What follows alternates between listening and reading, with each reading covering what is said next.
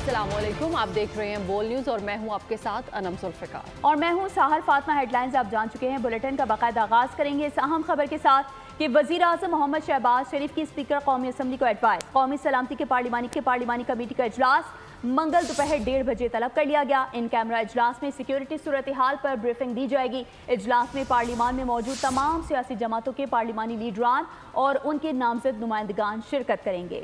Speaker Ayaz सादी कहते हैं कि पाकिस्तान को अंदरूनी और बैरूनी दहशतगर्दी का सामना है। दहशतगर्दी के बाद नेशनल एक्शन प्लान बनाना होगा। मुल्क दुश्मनों ने बलूचिस्तान में एक और बुज़दिलाना कार्रवाई की है। कलअदम BLA के दहशतगर्दों ने नौशकी में खुदकुश हमला किया। ISPR के मुताबिक बुज़दिलाना खुदकुश हमले में FC के 3 जवान और 2 शहरी शहीद हो गए। FC काफिले पर खुदकुश धमाके पर सिक्योरिटी फोर्सेस की भरपूर जवाबी कार्रवाई, जिसमें 3 दहशतगर्द जहन्नुम वासिल हो गए। अमन दुश्मनों का बलोचिस्तान पर एक और वार। कलअदम BLA का नौशकी में बुज़दिलाना हमला। खुदकुश हमले में कई सिक्योरिटी एहलकार और शहरी शहीद हो गए। सिक्योरिटी जराये के मुताबिक दहशतगर्दों ने सुबह FC कॉनवॉय पर बारूदी धमाका और खुदकुश हमला किया। फोर्सेज ने हमलावर दहशतगर्दों के खिलाफ फौरी मौसर जवाबी कार्रवाई की। जवाबी कार्रवाई में 3 दहशतगर्द जहन्नुम वासिल हो गए। जवानों ने इलाके को घेरे में ले लिया। दहशतगर्दों के भागने के तमाम रास्ते ब्लॉक कर दिए। आखिरी दहशतगर्द के खात्मे तक क्लियरेंस ऑपरेशन जारी रहेगा। सदर मुमलिकत आसिफ अली जरदारी और वज़ीर आज़म शहबाज शरीफ का नौशकी में खुदकुश हमले में शहीद होने वाले सिक्योरिटी फोर्सेस के जवानों को खिराज अकीदत। शहीद जवानों के बुलंद दर्जात की दुआ की। शोहदा के लवाहिकीन से इजहार ताज़ियत भी किया। वज़ीर आज़म की हमलावरों के खिलाफ कामयाब ऑपरेशन पर सिक्योरिटी फोर्सेस को खिराज तहसीन। कहा कि पूरी कौम शोहदा को सलाम पेश करती है। मुल्क से हर किस्म की दहशतगर्दी के मुकम्मल खात्मे के लिए पुरज़्म हैं। सेनेटर शहरी रहमान की भी मज़म्मत। उन्होंने कहा कि कौम के बहादुर बेटों ने अपनी जानें कुर्बान कर दी, लेकिन वतन पर आंच ना आने दी। तमाम तर हमदर्दियां शोहदा के अहले खाना के साथ हैं। और दहशतगर्द किसी रियायत के मुस्तहिक नहीं है। मुल्क दुश्मन मुजरिम है। मुसाफिरों को शहीद किया गया। मुल्क में बाज़ अनासिर ने प्रोपेगेंडा किया, जिसकी चीज़ें सामने आई हैं। दहशतगर्दी के खात्मे के लिए पूरी दुनिया मुत्तफ़िक है। लीगी रहनुमा राना सनाउल्लाह कहते हैं एक सियासी जमात का सोशल मीडिया विंग प्रोपेगेंडा कर रहा है। भारत की एजेंसी रॉ का पाकिस्तान में दहशतगर्द कार्रवाइयों में हाथ है। अफगानिस्तान की हुकूमत प्रॉक्सी का किरदार अदा कर रही है।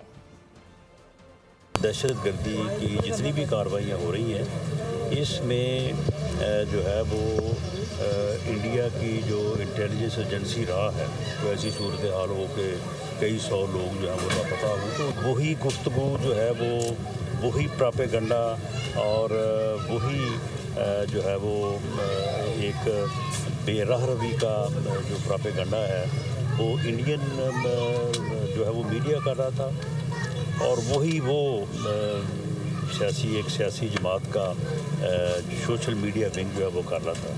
तो ये इंतहाई काबिल अफसोस है। किसी ग्रैंड ऑपरेशन की ना कोई ज़रूरत है, ना कोई ग्रैंड ऑपरेशन की कोई शक्ल होती है। जो इंटेलिजेंस बेस्ड ऑपरेशन हैं वो ऑलरेडी हो रहे हैं। मौलाना फजलुर रहमान हमारे पुराने दोस्त हैं, उन्हें कहीं नहीं जाने देंगे। वफाकी वज़ीर एहसन इकबाल कहते हैं कि जाफर एक्सप्रेस वाक़या बदतरीन सिफाकाना दहशतगर्दी का वाक़या है। पीटीआई हुकूमत की नरमी ने दहशतगर्दी को दोबारा पनपने का मौका दिया। सलामती काउंसिल ने ममालिक से कहा है कि असल मुजरिम को कैफरे किरदार तक पहुँचाने के लिए पाकिस्तान के साथ ताउन करें। एक्सप्रेस का वाक़या एक बदतरीन सफाकाना दहशतगर्दी का वो वाक़या है कि जिसके ज़रिए पाकिस्तान के दुश्मन पाकिस्तान की उस मौशी तरक्की को, CPEC को और बलूचिस्तान सूबे के मादनियात के तरक्की के मंसूबों को रोकने के लिए अपनी बुज़दिलाना हरकतें कर रहे हैं। बदकिस्मती से 2018 के बाद जो हुकूमत आई, उसने दहशतगर्दी के खिलाफ कार्रवाइयों में नरमी की, उल्टा अफगानिस्तान लाकर पाकिस्तान के अंदर बसाया। इस मुल्क से दोबारा हम इंशाल्लाह इस दहशतगर्दी को ख़त्म करेंगे, मुल्क का अमन बहाल करेंगे। और अब खबर यह है कि सोशल मीडिया पर मुल्क मुखालिफ मनफी प्रोपेगेंडे में मुलविस तहरीक इंसाफ के 16 अफराद को ज्वाइंट इन्वेस्टिगेशन टीम ने एक बार फिर तलब कर लिया है। ज़राए के मुताबिक उन तमाम अफराद को 18 मार्च को पेश होने का नोटिस जारी किया गया। तलब किए जाने वालों में फिरदौस शमीम नकवी, हम्माद अजहर, खालिद खुर्शीद, मियां असलम इकबाल, वकास अकरम और तैमूर सलीम खान समेत दीगर शामिल हैं। इससे कबल बैरिस्टर गौहर, रऊफ हसन और शाह फरमान JIT के सामने पेश हो चुके हैं। अलीमा खान तलबी के बावजूद पेश नहीं हुई थी। ज़राए का बताना है कि अलीमा खान को अब 19 मार्च का नोटिस जारी किया गया है। नोटिस में उन तमाम अफराद को मुतनब्बी किया गया है कि सोशल मीडिया पर मनफी प्रोपेगेंडे पर अपनी पोजीशन की वजाहत करें।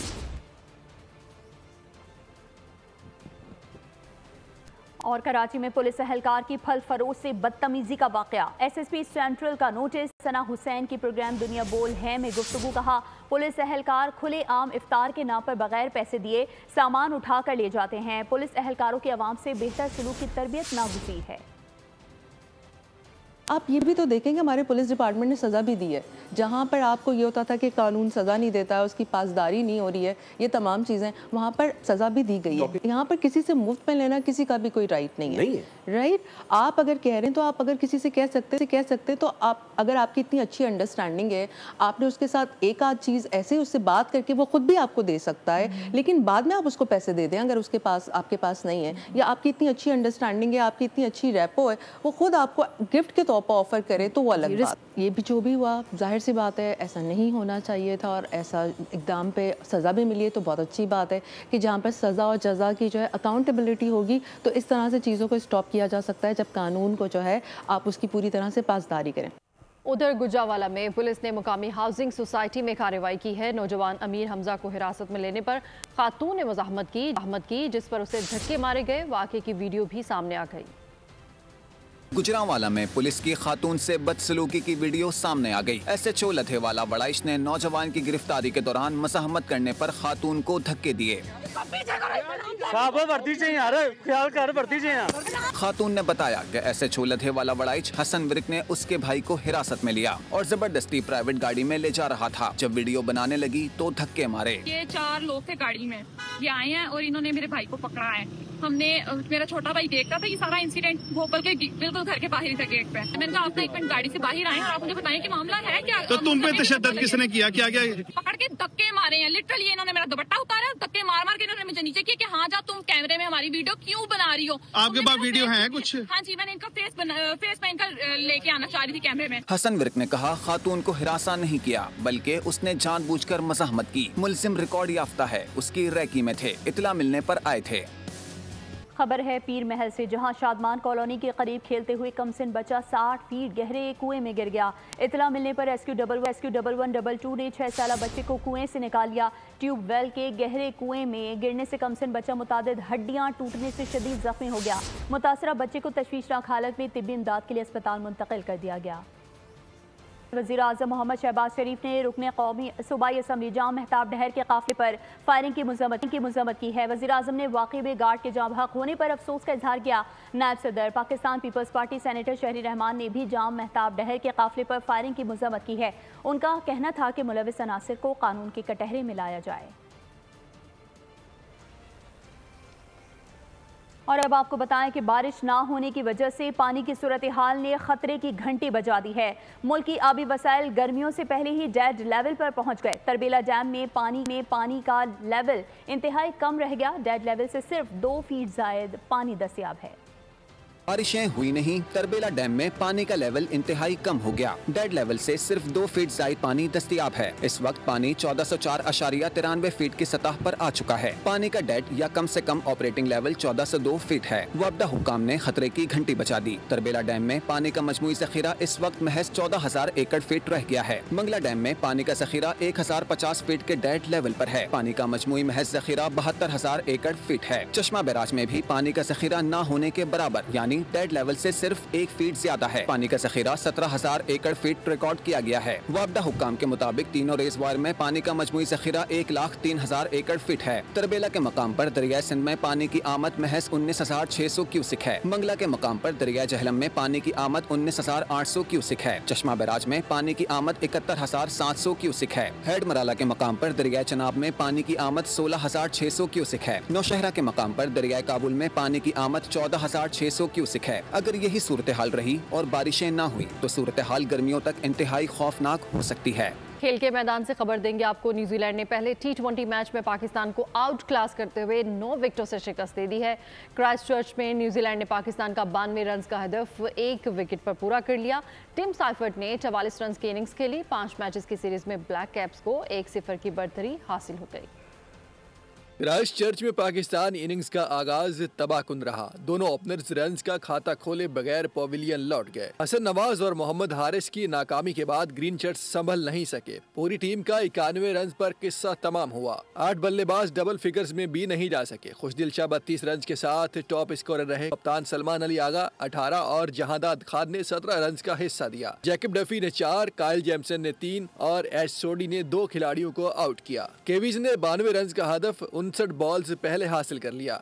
टिम साइफर्ट ने 44 रन की इनिंग्स खेली। फिन एलन 29 और टिम रॉबिन्सन 18 रन बनाकर नाकाबिले शिकस्त रहे। अबरार अहमद ने वाहिद विकेट हासिल की। मैच में कामयाबी की वजह से मेजबान न्यूजीलैंड को 1-0 की सबकत हासिल हो गई। दूसरा T20 मैच मंगल को खेला जाएगा। तो दूसरी जानिब साबिक कप्तान इंज़मामुल हक की लाहौर में मीडिया से गुफ्तगू, कहा कि पाकिस्तानी टीम 1 साल से अच्छी क्रिकेट नहीं खेल रही है, जिसकी बुनियादी वजह बहुत ज्यादा तब्दीलियां करना है। बोर्ड को मैनेजमेंट और खिलाड़ियों पर एतमाद करना चाहिए। गलतियों से नहीं सीखेंगे तो पाकिस्तान क्रिकेट मजीद नीचे जाएगी। हम सही सिमत में इकदाम नहीं करेंगे, अपनी गलतियों से सीखेंगे नहीं, तो जाहिर बात है कि हम नीचे से नीचे जाएंगे। और ये आप पिछले 2 साल से देख लें कि हमारी क्रिकेट नीचे से नीचे की तरफ जा रही है। तो अगर आप ना एक बीमारी है, अगर उस बीमारी का इलाज नहीं करेंगे तो वो फैल जाएगी, वो ज़्यादा हो जाएगी। तो मेरे ख्याल में अभी भी टाइम है। कोई ऐसी बात नहीं, पाकिस्तान में टैलेंट है। मैं नहीं कहता कि पाकिस्तान के प्लेयर्स बुरे हैं, पाकिस्तान के प्लेयर्स अच्छे हैं, लेकिन इनको कॉन्फिडेंस दिया जाए, राइट डायरेक्शन हो तो हमारी टीम की परफॉर्मेंस बेहतर हो सकती है। जनूबी अफ्रीकन ऑलराउंडर कॉर्बिन बोश को पीसीबी ने कानूनी नोटिस भेज दिया है। पीसीबी के मुताबिक जनूबी अफ्रीकी ऑलराउंडर कॉर्बिन बोश को पीएसएल में अपनी जिम्मेदारियों की खिलाफ वर्जी करने के सबब नोटिस भेजा गया है। कॉर्बिन बोश को पीएसएल प्लेयर ड्राफ्ट में डायमंड कैटेगरी में मुंतखब किया गया था। जनूबी अफ्रीकी ऑलराउंडर कॉर्बिन बोश को कानूनी नोटिस उनके एजेंट के जरिए दिया गया है। पाकिस्तान सुपर लीग की चमचमाती ट्रॉफी ने लाहौर में अपने जलवे बिखेर दिए। नेशनल हॉकी स्टेडियम लाहौर के अलावा मुकामी अकेडमी में रोनुमाई के मौके पर बच्चों की बड़ी तादाद मौजूद थी। बच्चों ने पीएसएल ट्रॉफी के साथ तस्वीर बनवाई। ट्रॉफी की तकरीब में पीएसएल इंतजामिया के नुमाइंदगान ने शिरकत की।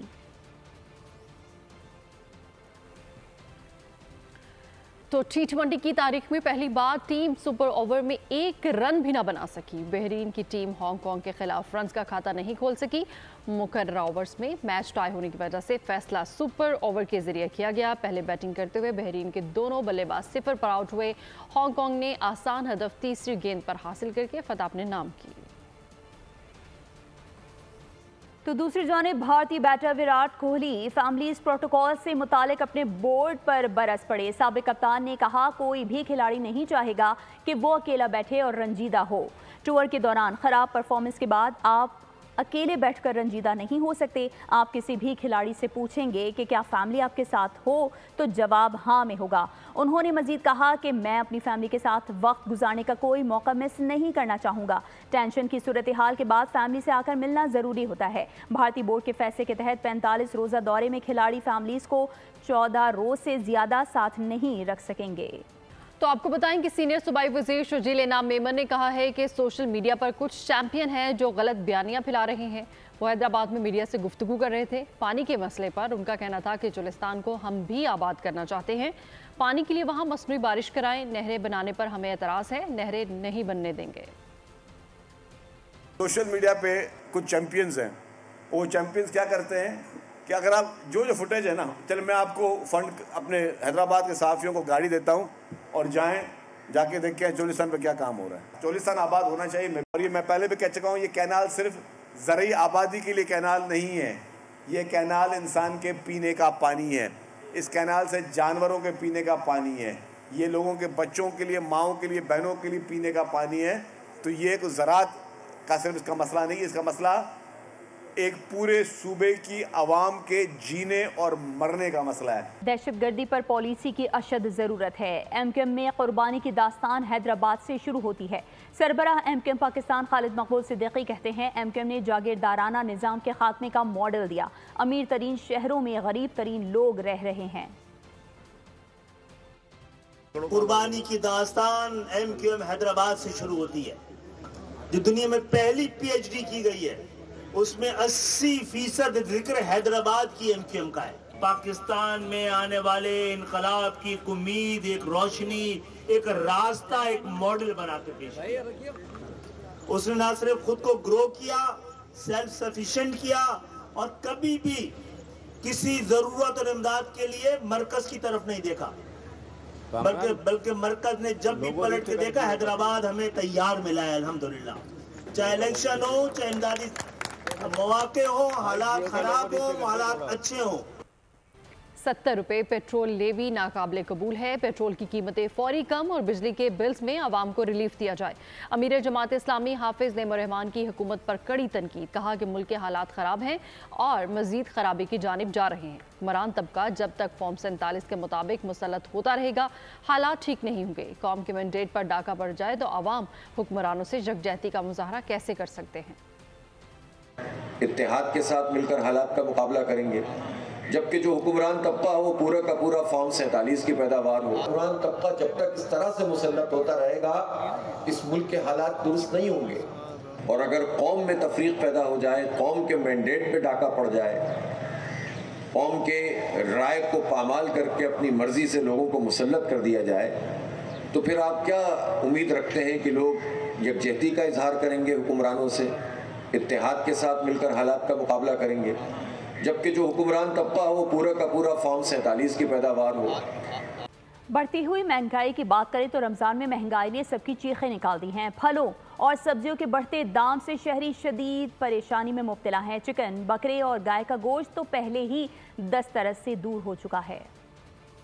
बरक रफ्तारी से बढ़ती कीमतें कुव्वत खरीद खत्म करने लगी। गिरा फरोशों के आगे इंतजामिया बेबस। रमजान के पहले अशरे तक 200 रुपए दर्जन मिलने वाला केला अब 250 से 280 रुपए दर्जन तक पहुंच गया। सेब 400 रुपए किलो से तजावुज कर गया। शहरियों ने इंतजामिया से प्राइस कंट्रोल कमेटियों को फाल करने का मुतालबा कर दिया। रमजान के आने से जो है वो ज्यादा बढ़ गई है। रमजान से पहले कुछ कम थी, जैसे जखीरा अंदोज भी हैं और कुछ जो है ना म्यार भी इसका कम है और प्राइस भी ज्यादा है। रोजे के अंदर इफ्तारी के अंदर ये इस्तेमाल होने की बुनियादी चीजें हैं, ये बहुत ज्यादा महंगी है, गरीब आदमी की पहुंच से दूर है। मुनाफाखोरों ने चीनी भी आवाम की पहुंच से दूर कर दी। फी किलो चीनी 180 रुपए की फरोख्त होने लगी। चीनी पहले से 20 रुपये महंगी होगी, दालें 100 रुपए महंगी हुई, चीनी 180 रुपये मिल रही है। मेहरबानी मरियम निवाज नाल साडी इल्तजा है ये रेट कम किते जावन सारे। 750 रुपए से 800 रुपए किलो फरोख्त होने वाली चिकन खरीदने की किसी में हिम्मत ना रही। अगर हमने ओपन मार्केट में भी आके यही रेट लेना है ना तो फिर फायदा हमें मार्केट में आने का। चले दुकानों में तो मानने में आता है कि 700 650 बिक रहा है। माह रमजान के दूसरे हफ्ते तक मुल्क में महंगाई की शरह में 0.22% इजाफा रिकॉर्ड किया गया है।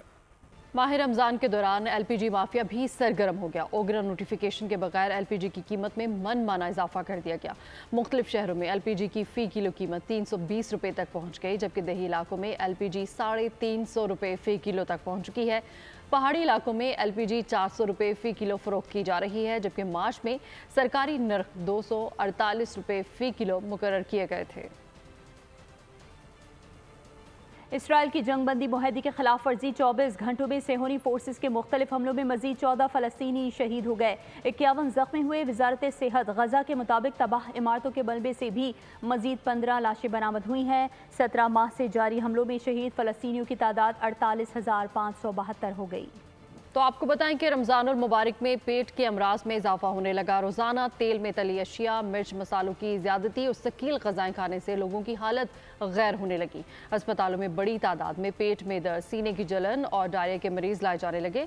मज़ीद तफसीलात इस रिपोर्ट में देखिए। रमज़ानुल मुबारक के दौरान अफ्तारी में जब तक समोसे और पकौड़े ना हों तब तक अफ्तारी मुकम्मल ही नहीं होती। बात इसी पर बस नहीं होती, फिर बारी आती है छोले, दही बड़े, फ्रूट चाट और जलेबियों की। अफ्तारी के बाद खाने और फिर सहरी का दौर भी चलता है। पराठे, अंडे, कढ़ाई गोश्त और बिरयानी से दस्तरखान सज जाते हैं और फिर शुरू होते हैं मुसलसल खाने के साइड इफेक्ट्स। माह रमजान में अस्पतालों में पेट के अमराज में मुब्तला मरीजों की तादाद में कई गुना इजाफा हो जाता है। आप घर की बनी हुई अशिया का इस्तेमाल करें। आजकल फ्रूट्स ज़्यादा आ रहे हैं घर में। अफ्तारी के बाद फ्रूट्स रेगुलर बेसिस के ऊपर करें। सलाद का इस्तेमाल करें। सादा ग़िज़ा रखें, रोटी खाएँ।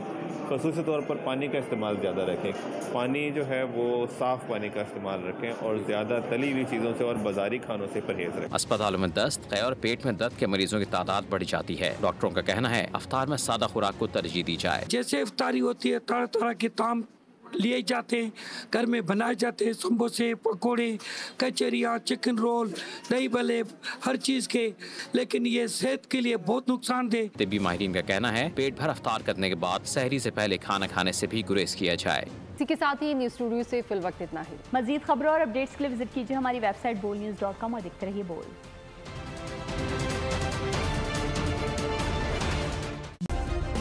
सब्सक्राइब करें और बेल दबाएं ताकि कोई खबर रह न जाए।